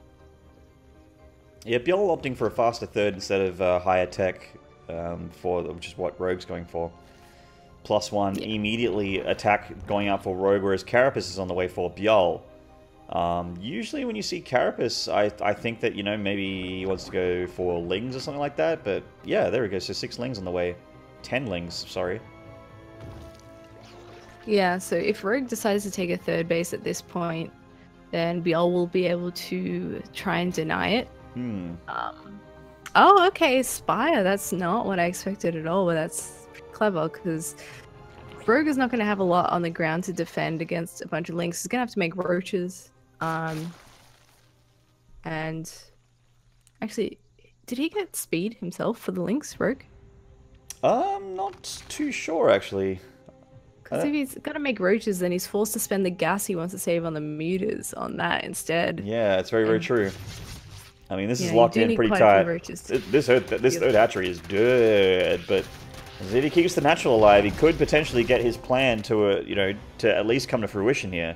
Whether or not it pays off is still in question. Yeah. Well, at least with this at the front, you kind of don't expect Muta, so it is a smart mind game. So unless Biol actually morphs an Overseer and pops in there, he may not really catch wind of this coming out. Yeah, Mutas are on the way, 5 here. And he is getting upgrades for his Roaches, so it looks like Roaches and Muta are going to be on the field. Locked in real tight. Biol, is he reading this correctly? I haven't seen spores from him just yet. He's probably thinking like a huge Roach attack. Massive love to DJ Chris Spear, by the way. 36 months in a row of subscribing. Loving VSL, loving Maynard, loving Zeph. Loving you too, buddy. Woo. That's a lot of months. It's 3 years. Crazy. It sure is. Oh, it's Muta time. Here they come. Hi. Hide your kids, hide your wife. They gonna find you. That's right. Gonna find you. It's still a little sticky for Rogue. There's a lot of Lings out on the map. If they run by into the natural, they will definitely do some damage, because I think all the Roaches he has are parked at the third at the moment. Roaches on the way too, and Rogue is actually focusing on chewing those up with the Mutas that he has. Really nice block here. Yeah, Queen does go down. Lings are going to get into the main here. They have Carapace. Mutas dealing with a lot of the meat of Biol's army, though. The Roaches are being taken out by the Mutas. These Lings are getting sun damage done. We've got 5 drones going down for Rogue, but still don't mind his position, to be honest, even losing those drones. That said, though, Biol does have a nice economy back at home. I suppose the other problem with having lost drones here is he's also lost 2 Queens. So his production isn't quite what it should be at the moment. Muta's come in here finally, but he's had quite a bit of time to prepare on the other side of the map. So there are Spore Crawlers up. Not sure if he's made extra Queens, but we do have Hydras out as well. It's very important for Biol that he kept that third base alive. That's his lifeline right now, as we see that you know, Rogue does have a lot of Mutas on the field and a good, healthy supply of upgraded Roaches with +1. Biol's upgrades are better, though. He has 1 +1 attack and Carapace, which is fantastic. And finally, Hydralis as well. And once Muscular Augments comes out, he's going to be feeling pretty, like a lot, not pretty safe, but a lot safer against Mutalisks. And one of the great things about getting a nice big Hydra Roach Ball is that you force the Mutas to decide whether or not they want to engage a bunch of Spore Crawlers or your army. And that's a position where the Muta player doesn't want to be in. Yeah, exactly. These Mutas have almost run out of usefulness at this point. You see, I agree. Rogue did just churn out a huge bunch more Roaches. Just make sure he can put on the pressure still and also defend if need be. But he's focused on droning up that third base, and Biol has sort of realized that, I think, because he managed to sneak in some extra ones of his own. So the worker count is still pretty even. Rogue is just able to get these extra cleanups on that vision that BL had out on the map still. So I think as of now, Rogue has all the map vision, and BL, so much. Yeah, that is true. Losing a few Overlords there, forced to use 6 lava and 600 minerals on Overlords to deal with that supply cap these mutas keep knocking it back into. So a bit of splash damage from these glaive worms, hitting some drones as well as that extractor. Oh, careful. Loses a muta. All of a sudden, not so worth. Just the one. But another Overlord going to get picked off out here in the middle of nowhere as well. This also gives Rogue a little bit of scouting power because he gets to see the composition, he gets to see the Hydra numbers. Getting a Queen wouldn't be too bad. But denying the gas is pretty nice as well because I don't believe he's taking the gas at the 3rd base, so kind of sticks him back on 3 base for both Roach and Hydra at this point. His upgrade, his +2 attack is about to finish, but Rogue's actually kept up with that really nicely. Rogue's back to have equal upgrades.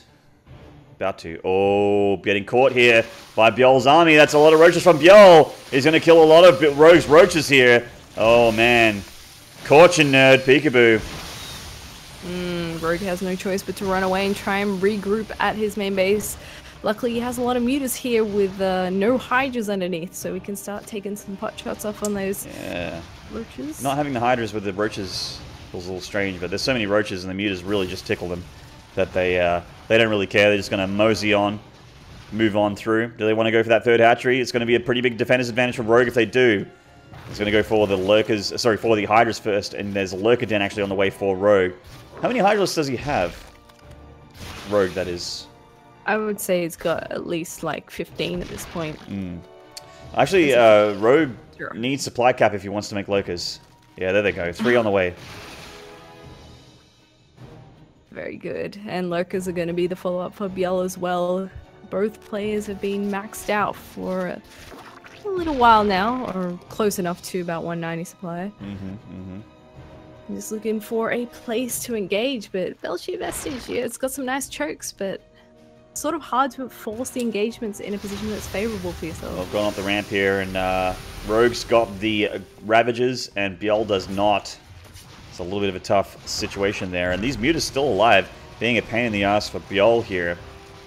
He really doesn't want to have to, you know, send units back to deal with that. He has to just deal with static defense and queens. And it's just, it's small enough amount of mutas where he doesn't want to send anything back, but it's also a large enough amount of mutas where they can still do damage. Uh-oh, this base is get out. Don't do that. It doesn't actually matter if he loses some rages here, because he may want to make some lurkers or something. This base is dead. Yeah. This is a nice catch by Biel. A little bit suboptimal there. I would have liked to have kept that because Biel just took his 4th base as well. It's just finished up. So one thing you can do on this map is try and expand on the left and right at the same time. That way you're kind of bound to keep one of them. Biel playing blue. He's playing so beautifully this game, man. Beautifully. I don't know if that's a word, but so he pulled back just in time, knowing that Rogue would go for a attempted a run by to do counter damage after losing his 4th hatchery, and Biel just everywhere at the same time. He had army to stop everything from losing the natural as well. Yeah, I'm like, yes, there's lurkers here, and yes, they're going to be tougher to attack into, but he's just been doing a good job at keeping the map away from Rogue. Rogue is pinned back into his 3 bases. Yeah, he really is, and Biel has done a fantastic job at sort of creating himself some room to grab a lead here. Rogue is trying to push him back a little bit, but it's proven difficult. He would like to retake a 4th base. He's got a lot of money to spend in terms of minerals at the very least. Biel has a much better gas bank though, so I do worry for Rogue if he decides to take an engagement that he might not be able to match the remax of Biel. I'd actually love to see Biel head into tier 3 or just get infestors. There's a really good gas sink there. Oh, lurker's coming down here. And the detection for Biel, where is it? Does he have any on the front lines? Oh, actually some Hydras getting caught out, getting the wrong pathing there. There we go. 2 Overseers are here. They've Speedy as well. Oh man, Biel lost a lot of his army there. 16 meters are on the way. 20 now. Oh my god. My goodness. I actually love this transition, by the way, by Biel, because there is no anti-air for Rogue here. All of his Hydralisks are lurkers now. He's making 7 Hydras. Against 20 meters? I don't think so, Tim. We got the Roach Warren is going to go down. He's bustled into the natural. Killing the Roach Warren is nice, but it's all about the Mutalisks now. Can Biel hold on long enough for these Mutas to make a difference? It's a little tricky. He's trying to split up all his. Oh, the Lurkers are going to die! Oh no, that's so bad. He's got to borrow them and try and hope for the best. Maybe get a bit of value for his money. The Spire is being targeted down in the main base, but it's too late. All those Mutas have already been built. Yeah, there's already too many Mutas out. Enough at home to actually contend with that, though. When the dust settles, keen to see what either player has left over, because I think Biel is definitely coming out on top here. Biel has a nice bank. He's lost a lot of his economy, and Rogue at this point is just massing Hydralisks. He needs an answer for these Mutas, and that is definitely one of them. Shaving off a couple of Hydras here is Biel heading into the natural. The Lurker Den is here. Some Hydras off on their own, going to get picked off by these Mutas. That's a huge flock here, and they actually can engage these Hydras straight up. Not enough Hydras for Rogue. He doesn't have them all together. He's trying to deal with an attack on his 4th hatchery as well. Biel hitting at 2 places at once. These Mutas cannot be contended with, and his 4th hatchery's in trouble as well.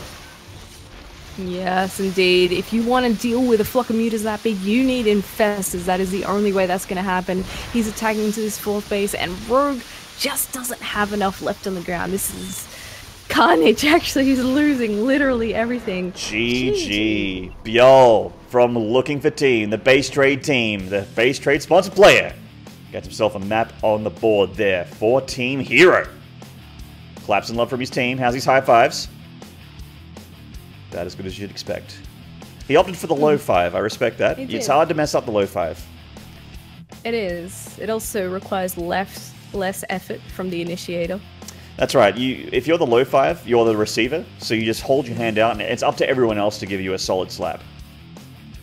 So, yeah. Top quality handshake analysis. Clearly, Biel is just a very, very intelligent player. And it looks like, yeah, it's going to be ace match point here. Or, you know, the last player is going to have to come out here for Team Rogue. And then it's going to be Solar. Guys, we're going to take a short break. And when we get back, can Team Rogue fight back against Team herO, who are on match point? We'll see then. Alright, guys, welcome back. Just in time, it is going to be Biel versus Solar, another ZVZ here. And it is all on Solar to do all the damage here for Team Rogue, as they are on match point, and Solar is wearing his very sexy SSL champion badge there on his shirt. He is, of course, the SSL champion, winning that Season 2, I think it was, against Dark. Big moment for him. Cactus Valley coming up.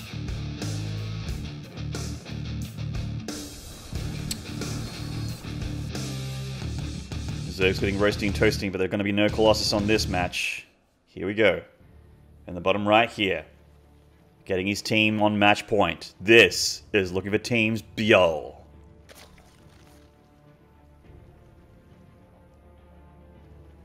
And in the top right, it's Solar. Team Splice. What's your game time at, Zeph? 25. We're good. 26. We're good. I'm ahead by a second still. Gosh darn it. Can never catch someone. We're both running on real time, so you just can't catch. Yeah, no, I've refreshed and I can't catch you, so... That's all good. I must be slightly closer to Korea. Maybe. Somehow. It doesn't really make sense, but sure. No, I'm actually probably further away. Yeah. So, a quick hatchery here by Solar. It's a good option for the 4-player map. Of course, what you can do is play against the map and try and go for earlier pulls and get ham, which kind of looks like what Biel's doing here. Yeah. A little bit of a different play, certainly from last game. I mean, it was so tame, so quiet for right up until the end of the mid game, really. So this may be what Biel needs to seal the deal here. Solar is actually quite good at ZVZ, so maybe yeah. it's a smart move. He's won a ZVZ or 2 in his time. Of course, you know, when he won the SSL championship, that was against Dark. So Yeah. small but important detail. All right, Link's coming out here from Bjol. He's going to get aggressive really quickly. Very fast Ling speed, very fast Ling aggression. Yeah, smart move as well, going around the usual path that the Overlord would take. He's also pulled out of gas here, so he's just straight up minerals. Not going to get a Baneling Nest or anything like that. Happy to just put 100 minerals, 100 gas on that speed and then transition. The rough thing about this is you probably won't know it's coming until it's right on your front doorstep, at which point you might have 2 to 4 slow Lings. And it could be a very quick game, guys. There's 10 more Lings coming, and a Baneling Nest immediately after the speed, but he has no units out. That's right, there's just so many Lings here from Bjol, and in they come. Solar's heart can be sinking into his chest as they all run up into the main, and there is not much here for him at all, just one Queen. And Bjol, nice catch. Large and in charge here, what he's going to do is just go straight to the natural. I feel like he could go for the throat here, but he's being careful, I guess. Okay, at the very least, you want to eliminate the natural from the game. Although I agree, he probably could go into the main, but if he kills this hatchery, he'll be in a good spot. Nonetheless, there we go. He peels off most of the Lings. Gonna go for the Bane Nest. Yeah. You can definitely kill some of these Lings and Banes before they morph. A Spine does finish, though, here for Solar, and that's definitely going to help out a lot. I think he's stopping all the Banelings from morphing here, and the Queen is going to go down. Yeah.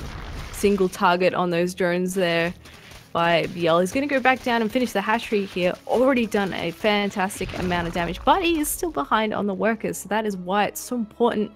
Get rid of that extra hatch and target down any drones that you can. Yeah, that's right. Getting that back natural, or getting that natural there, while getting his own back at home. This kind of tells Solar, you know, he doesn't really have too many options, and that is to just go for a counterattack.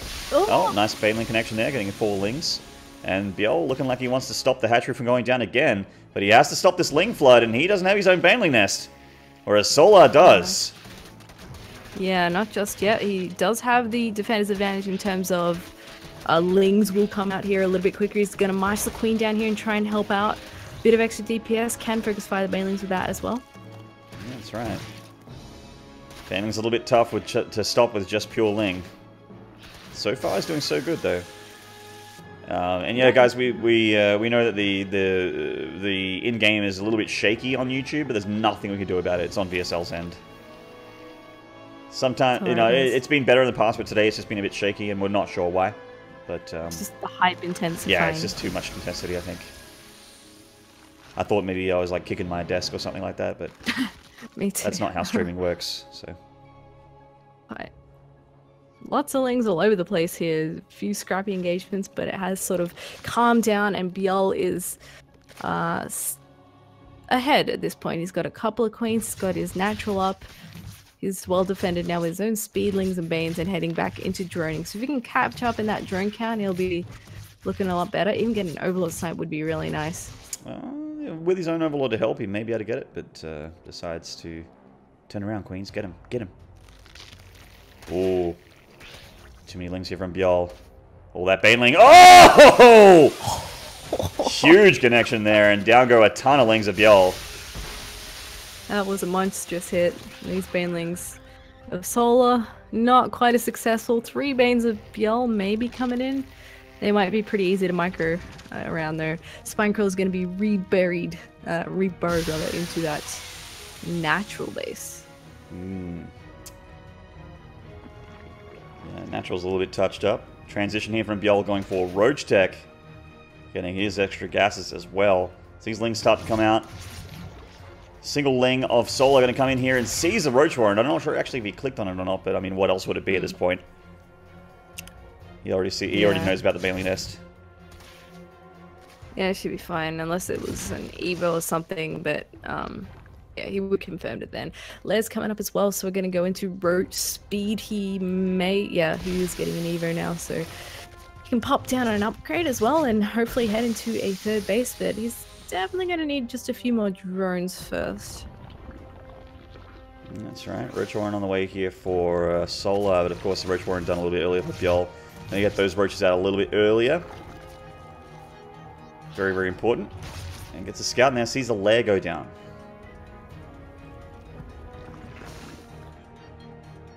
Both players Yeah, in a so little bit of like a tier 2 stalemate right now. So they're both just transitioning. They're getting their power on.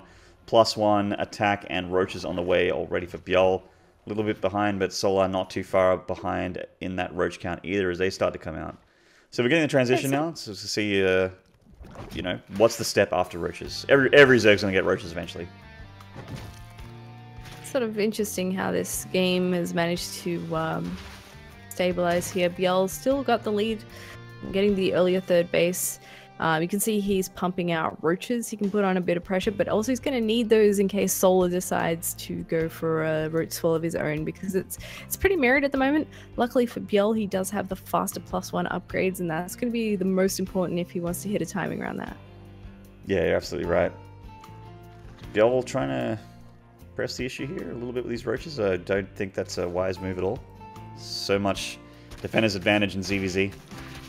Ah, nice little pick off on that drone, though, delaying that third base. His is going up unadulterated for the most part, though. 3/4 of the way down.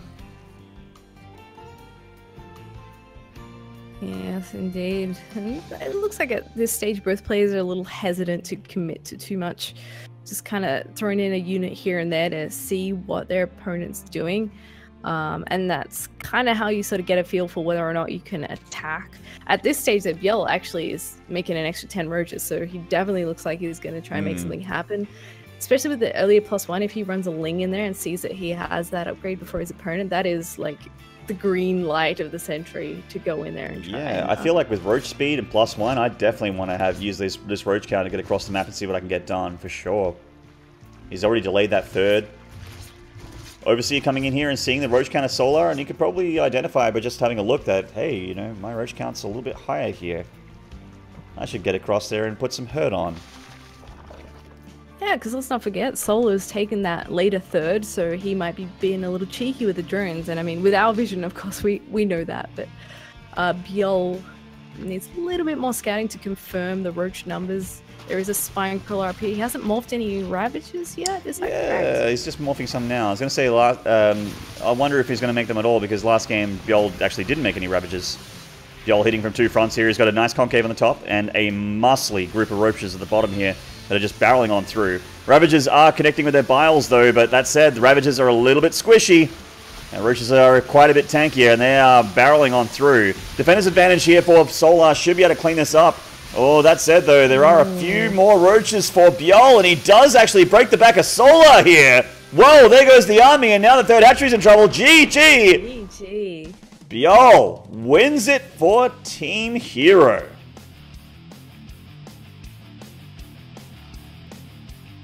A very light clap there. Uh-oh, it's a high five. Oh, Bjol comes to the table, though. Nice high fives from Bjol.